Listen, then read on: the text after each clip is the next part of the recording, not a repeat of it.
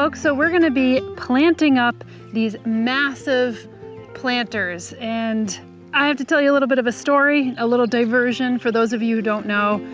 We went to Ithaca ReUse Center, which is a great place. We haven't done a video on them yet, but they are just basically a reuse center that people bring all their old stuff, maybe from estates or new stuff. Or new stuff, yeah. Contractors will bring old stuff. Yeah, contractors might bring some extra tiles that they didn't need, or maybe they took tiles out of the house and they took the time and effort in order to bring them to the reuse center. And we walked in one day and we found 3 beautiful planters.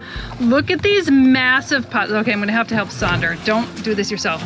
These are planters that are so huge. These would cost, we about found 3 of them.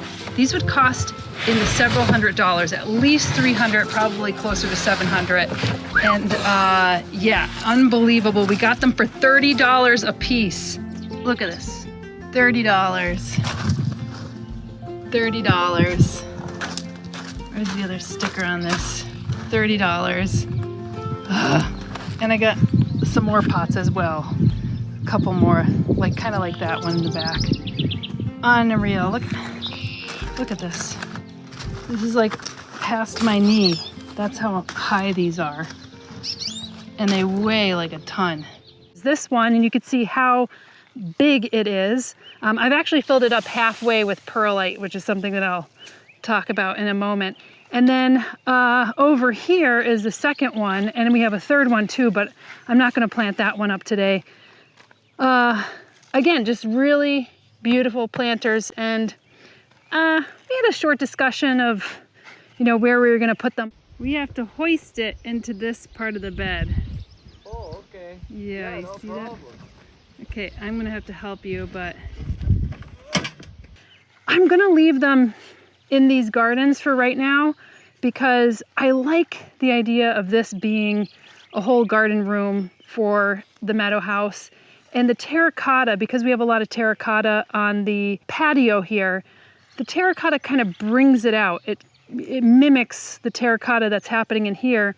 And eventually this garden is going to fill out, as is this one. I'm really looking forward to them filling out, because you could see the weeds here are pretty aggressive. So I have to come in here and constantly weed. If these plants were much larger, like let's say this one, and filled the whole bed out, then I would have less weed pressure. But I'm buying plants that are maybe small, maybe I'm just putting in plugs, and it'll take a while for these perennials to billow out. But in the meantime, I wanted to plant these up just to see how it would look. And this will probably not be the final plantings, even though I'm planting mostly perennials in here, because I have my heart set on getting a smoke bush, but trained as a standard tree coming out of here. And then that way it'll have some height in this garden, because this garden's really tall and I would like for it to be taller, but I won't be able to ever plant a tree in this bed because this is where our septic is, and this is probably where the leach field exists. So you could plant herbaceous perennials on a leach field, but you shouldn't be planting deeper rooted trees. So this is a way to get around it. However, I cannot find anybody who has a standard tree smoke bush at this time, so I don't want to, you know, plant anything that I feel is going to be permanent. But I figured I would fill it up with perlite on the bottom because I don't need that much space, and it's already a really heavy planter. So I'm just going to be adding potting mix to the top, so it'll be kind of like a false bottom. And I'm not saying that these roots won't go down all the way, because I am going to be planting this grass. Look at this, is a pennisetum. I think it's called ginger something or other. What is it called? Ginger love. Look how the light is hitting this grass. You know, and it's just because we're getting a sunset right now. This is the only time I wanted to work today because like what, I'm sweating like a beast. Today was so hot and muggy. So I was like, if we're gonna do this at all, it's gonna be towards the end of the day when the sun is going down. But that's kind of the essence of this garden. You could see just the backlighting on let's say this Veronicastrum right here that you could see. This one is a cultivar by the name of Fascination. And look at how it's actually having like 3 horns here, which is pretty interesting. And you could see the verbascum and some of the grasses and the salvia that are out currently right now. It's just giving that beautiful backlit look. So instead of a smoke bush, this time around I'm gonna go for some Pennisetum as like the... Are you stuck on an allium? You tried to hang my allium.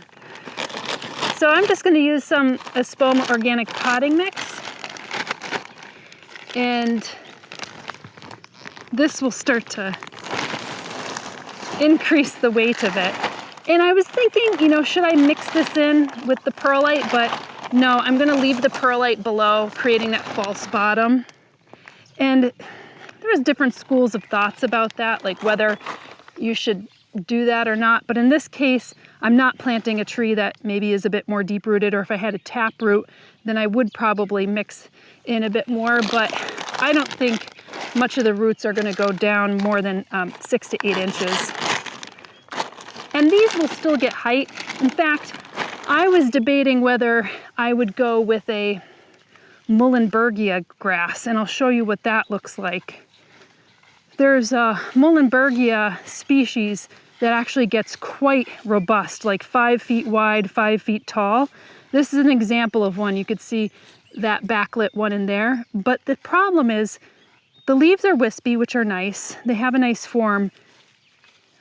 They have a better form, I'd say, later in the season. But they don't start to flower, you know, these inflorescences, they don't start to flower until like late August, September. Whereas this Pennisetum, you could see, is starting to flower already. And they have really beautiful form through the fall and into the winter months. This will get like a golden hue, and the inflorescences will pretty much stay on. They'll get like little seed heads. And I just think it's like a lot of grasses are just attractive plants, you know, through the whole season. Oh, I just love the way that color picks up in the sun. So I went with the Pennisetum instead. Let's just put some soil in. And then I'll show you what else I'll be planting in there, because this is obviously a really generous planter. I went to get some plants at some of the nurseries and the stores around here. And July and August is kind of a wacky time to get plants, because I kind of feel like a lot of nurseries shut down. Even some of the ones online, they shut down for the heat of the summer. And you don't get a lot of interesting plants. And so when I was looking for certain plants to get for these planters, it was really hard to find them. You know, the smoke bush standard tree is, you know, probably an exception, because that's a bit more of an unusual thing. But it's really hard to even get, you know, a salvia or anything that looks good. I mean, even if we go to the big box stores, I mean, everything is really picked through and it looks tired and sad. So I actually got most of these online. But look at that Pennisetum, that looks really nice. So one of the things that I did get, this is related to our, I'm kind of blanking on morning glories. Sorry, I couldn't think. But this has this kind of nice farina on the leaf, and it has this blue leaf, and it kind of hangs over the edge, and it seems to flower. It's an annual, so this is one of the only annuals that I'm planting in here. But I figured that would look nice kind of spilling over the edge. So I got 4 of these, and I did get these at our big box store, because it was the only thing really that was looking good. But I love the color of it. This is the first time I'm planting this, actually. So, and really, I'd like the planter to look good from all angles, but I think more people are going to be viewing the garden from the front. I want the spilling over the edge happening here, like that. And then, this was so hard to get. So I have a number of these actually planted in the garden. This is Verbena bonariensis, And this is the long verbena that gets the tall stalk, and it gets these little flowers on top, and it is a pollinator magnet. Really, I mean, most bees and especially butterflies absolutely love this one. And I could not find it. Well, this is really well rooted. This one is a cultivar is called Meteor Shower. And you can see it looks like it gets a much more floriferous head. And then you could see that it's a pretty tall plant, so 2 to 3 feet. The species one will get, up to here on me. I figured these 4 could sit in the back, and it'll be reflective of what's already planted in this garden. Oh man, Sonder.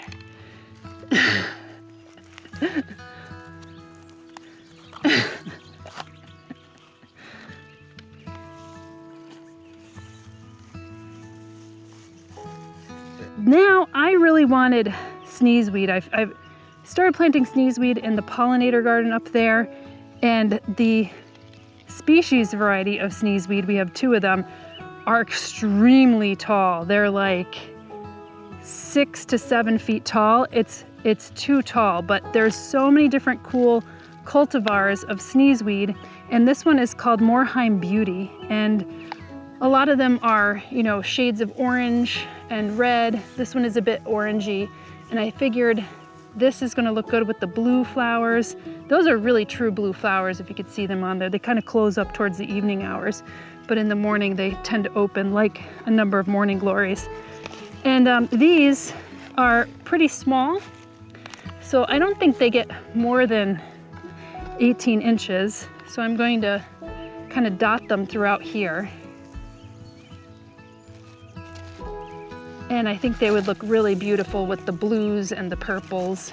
And it will also give a different flower shape. So between the verbena and the morning glories and the inflorescence of the grass, and then this one is more of an asteraceae. So again, very, very different flowers for different animals that like to pollinate. Let's just stand back and take a look at that. Oh, no, I broke it. That actually looks really good. So you imagine that pennisetum right now. It's like perfect hour that we're filming this. I'm really glad.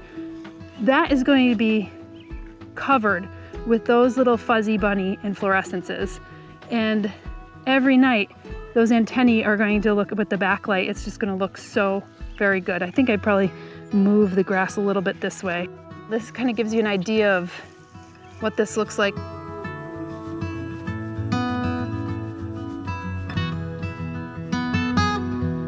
Let's go on to the next one. Now, I was kind of going back and forth with what I wanted to plant in here. I got in this elderberry black lace because one of the things that we have is that beautiful birch that you could see in the light right there. This morning it was looking so beautiful with the eastern light. And we have some dark-leaved physocarpus, and I planted some dark-leaved cercis. So we have these dark-leaf varieties everywhere, including this crepe myrtle, which I'm actually really surprised came up again this year because it is for a zone 6, but it seemed to die back to the roots and it just shot up like crazy this year. So I thought it had died, and look, sometimes you just need to give a plant some time. That calycanthus right there to your left, that other big shrub in the other garden, that has dark leaves, and I even have geraniums with dark leaves. And so I wanted to play on that theme throughout the garden, just kind of pops of this dark color. This is not quite as dark, but it's such a cool plant. This is called Beautyberry Pearl Glam, and part of the reason why I wanted to plant this here and over the, black lace elderberry is because there's that black lace elderberry. I think it would look great. It has these really beautiful pink flowers, but the problem is I can't find a big one, and I don't want to plant a little teeny bitty thing in here already. I'd rather get something that's a little bit larger and has 3-season interest at the very least. This has 3-season interest because you could see it gets these little whitish, kind of tinged with pink flowers. It has beautiful, strong purple stems with this kind of purplish red leaf. And then in the fall months, it gets an incredible, unbelievable, jewel-like amethyst purple berry. It seems so otherworldly.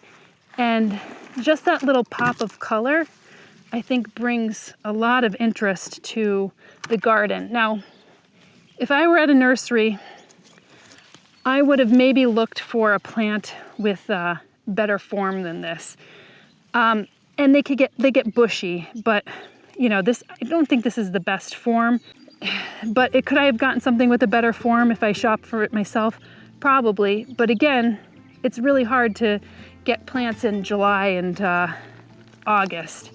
Now, the only other plants that I'm going to plant in here are these Oregonum Kent Beauties, and these are pretty well established. The other ones I had planted around are quite small.